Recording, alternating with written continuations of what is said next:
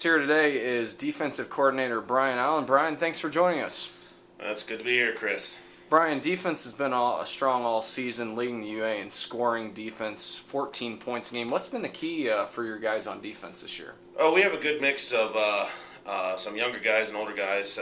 Guys that have been in the program are pretty familiar with what we try to do defensively, schematically, and we have some young guys that have been able to step up into some roles and play well for us, and the older guys are showing them the way.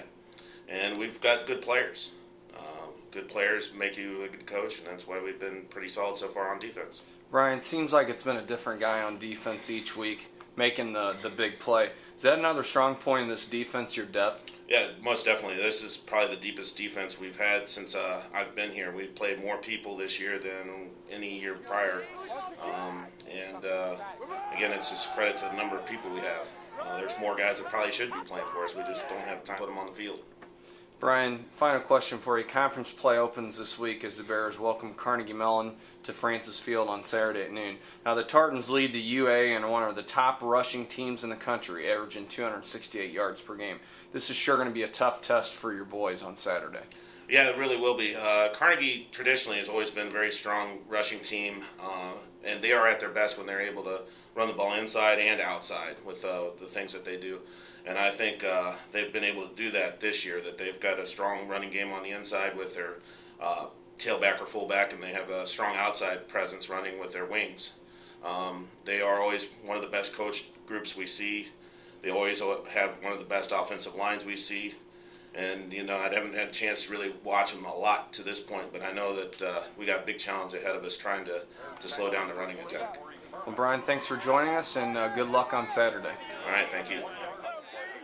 Joined by Special Teams Coordinator Jim Ryan. Jim, thanks for joining us today. Good to see you, Chris. Jim, Special Teams has been very strong this season, leading the conference in punting and field goals made. Coming into the season, did you know that your personnel would be this strong?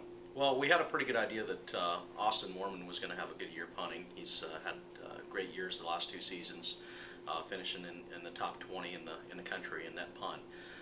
Eric Shalafor was a guy that we really didn't get a chance to look at too much in the spring, as he had mono and was out during spring ball, but he was a transfer from UCLA that we'd recruited in high school, and you know, we felt pretty good about what he'd be able to bring to the table. Jim, in the 21-7 win against Oberlin on Saturday, Special Teams had a tremendous day. The Bears blocked a field goal. John Schneider had that block. Shalafor was 2 for 2 with a career-long 48-yard field goal, and Austin averaged 46 yards per kick. Talk about the play of your guys on Saturday. Well, I think Saturday the one thing that we did was start out fast on special teams, and that was my challenge to our guys. I didn't feel like we started out as fast as we could the previous week, and we started out from the very beginning with a great punt return by Brandon Brown, and of course Eric's kick was huge, the 48-yard field goal to give us a little bit of breathing room. We definitely had more big plays on Saturday than we've had all year, and I think our guys did a great job of being explosive and really taking over the game on special teams. Jim, last question for you. The Bears are on a 4-game win streak. You guys now sit at 5-2 overall. Has there been a different feeling at practice and in the locker room the past couple weeks?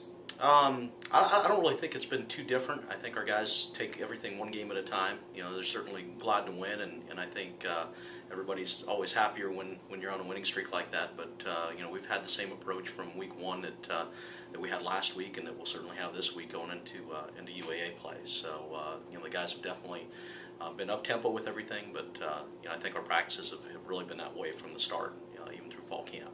Well, Jim, thanks for the interview today, and good luck on Saturday against Carnegie Mellon. Thanks, Chris.